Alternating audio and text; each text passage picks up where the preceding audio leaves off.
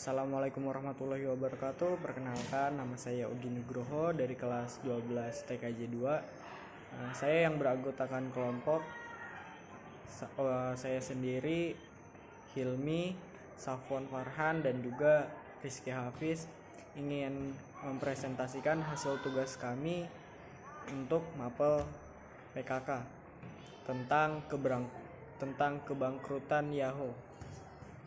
Yahoo merupakan salah satu perusahaan digital yang dulu sempat merasakan masa-masa keemasan bersama Yahoo, yang merupakan fitur chatting besutan perusahaan ini dan dulu sempat populer di kalangan anak muda. Tidak berhenti sampai di sana, Yahoo kembali melebarkan sayap dengan meluncurkan mesin pencari website sekitar tahun 1994 dan layanan email hingga kumpulan berita online. Yahoo menjadi perusahaan digital yang tersukses pada saat itu. Banyak pengguna menggunakan fitur-fitur Yahoo untuk membuat email, mencari informasi, hingga berkomunikasi. Perkembangan teknologi yang begitu pesat akhirnya melahirkan banyak perusahaan sejenis. Salah satunya adalah Google.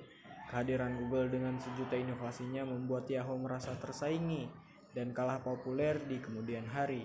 Perkembangan Google pada akhirnya membuat Yahoo menyerah dan dikabarkan bangkrut. Segala aset dan fasilitas perusahaan dijual oleh pemimpinnya dengan dalih agar brand Yahoo tetap hidup meskipun di bawah naungan perusahaan lain. Setelah lama berjuang, akhirnya pada tanggal 13 Juni 2017 silam, Yahoo secara resmi sudah dijual ke sebuah perusahaan operator seluler asal Amerika bernama Verizon dengan harga hampir mencapai 60 triliun. Meskipun terbilang murah, namun menjual adalah satu-satunya cara yang bisa dilakukan untuk menyelamatkan Yahoo. Pembelian Yahoo juga sempat mengalami penawaran yang harga cukup berbelit. Pasalnya, situs ini telah mengalami peretasan sampai ratusan juta akun, hingga akhirnya kurang dari 60 triliun merupakan kesepakatan akhir. Tanda-tanda kebangkrutan Yahoo dimulai pada tahun 2008 hingga tahun 2015. Karena disebabkan nilai penjualan Yahoo mengalami penurunan pada waktu itu, masalahnya adalah perusahaan tidak bisa mengantisipasinya, terlebih berbagai bidang termasuk iklan sudah dikuasai oleh Google dan aplikasi media sosial lainnya. Akhirnya pendapatan perusahaan menurun hari demi hari. Jajaran petinggi Yahoo mengaku tidak dapat mengantisipasinya lagi, hingga akhirnya perusahaan yang berdiri sejak lama ini menyatakan bangkrut. Kabar kebangkrutan tersebut juga menjadi bayangan yang ditakuti semua karyawan. Terbukti Yahoo terpaksa memecat 15% karyawannya atau sekitar 2.100 orang saat mereka bangkrut. CEO Yahoo pada saat itu, Marissa Mayer, pun juga ikut menerima pemecatan. Namun dirinya masih menerima pesangon mencapai 186 juta dolar. Marissa Mayer juga sempat menulis surat pribadi yang berisi bahwa penjualan Yahoo ini adalah cara terakhir untuk mempertahankan Yahoo agar tetap hidup. Ia juga berujar bahwa Yahoo akan terus berkembang dengan skala yang lebih besar bersama Verizon dan AOL. Dan diantaranya adalah kesalahan-kesalahan yang Yahoo lakukan pada masa lalu. Adapun di antaranya tidak mempunyai situs perambatan atau browser. Sebagai mesin pencari terbesar di era 90-an, Yahoo ternyata tidak pernah memiliki situs perambatan atau browser sendiri.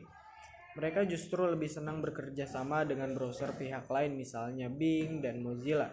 Pada tahun 2012, Yahoo memang pernah meluncurkan fitur bernama Axis. Namun Axis bukanlah browser murni, melainkan berstatus ekstensi, add-ons atau plugin yang tidak bisa berdiri sendiri dan tetap mengandalkan browser lain. Hal itu kemudian sangat besar pengaruhnya pada penurunan pemakaian mesin pencari. Tanpa memiliki browser sendiri, mesin pencari Yahoo akhirnya mulai ditinggalkan oleh pengguna internet. Sedangkan Google pada tahun 2008 meluncurkan browser sendiri yakni Chrome. Dan browser tersebut menerapkan mesin pencari bawaannya yang digunakan adalah Google Search. Dan adapun yang kedua, menutup Geocities pada tahun 2009. Tepatnya pada tahun 1999, Yahoo yang pertama kali memiliki layanan penyedia hosting gratis berbasis penyimpanan data seperti blog atau website yang bernama Geocities. Layanan ini layaknya seperti Blogger dan WordPress.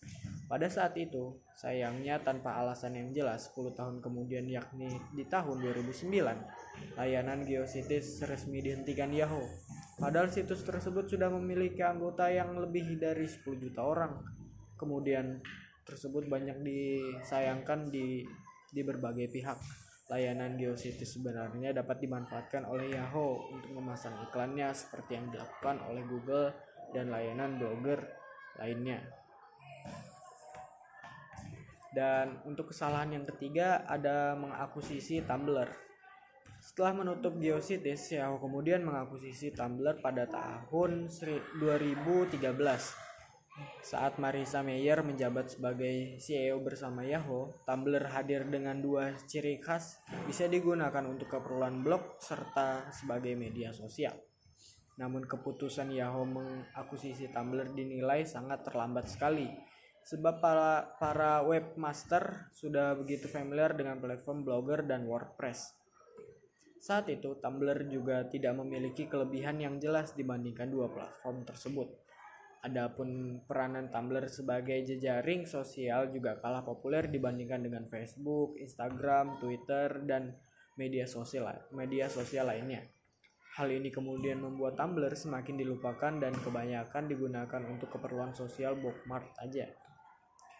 Dan untuk kesalahan yang keempat, Yahoo tidak memiliki jejaringan sosial. Yahoo memang banyak mengakuisisi situs jaringan sosial seperti Flickr, Koprol, Delicious, Tumblr, dan lain sebagainya. Tetapi justru banyak mengalami kegagalan dan banyak situs yang kemudian ditutup. Selain itu, kepopularitasan sebagai jejaringan sosial milik Yahoo juga kalah populer dibanding Facebook dan Twitter. Beberapa tahun yang lalu, Yahoo Messenger merupakan salah satu jejaringan sosial yang sempat populer, namun setelah adanya perangkat smartphone, layanan Yahoo Messenger justru dirasa ketinggalan zaman dan jarang digunakan hingga situs ini akhirnya ditutup. Sedangkan pihak kompetitor yakni Google memiliki jaringan sosial G+ dan Hangout yang terbilang cukup sukses. Dan untuk yang terakhir, kesimpulannya, Yahoo sebenarnya berpotensi sukses jika mereka berinovasi lebih dulu dibandingkan dengan para pesaing. Yahoo juga kerap melakukan hal yang tidak perlu, misalnya seperti mengakuisisi Tumblr yang dirasa sudah sangat terlambat. Keterlambatan inovasi membuat Yahoo semakin terpuruk, apalagi mereka tidak benar-benar mengembangkan layanan yang mereka miliki, justru malah kebanyakan menutupnya. Berbeda dengan Google, mereka memiliki berbagai inovasi dan terbilang sukses hingga sekarang. Google juga memanfaatkan penyedia layanan hosting gratis miliknya, yaitu Blogger yang menampilkan iklan online. Mereka juga mempunyai sistem operasi sendiri, yakni Android, dan pembelian aplikasi juga harus melalui Google Market. Google memiliki rencana matang dari setiap keputusan yang mereka buat, misalnya seperti mengakuisisi Blogger yang dinilai sangat tepat sekali.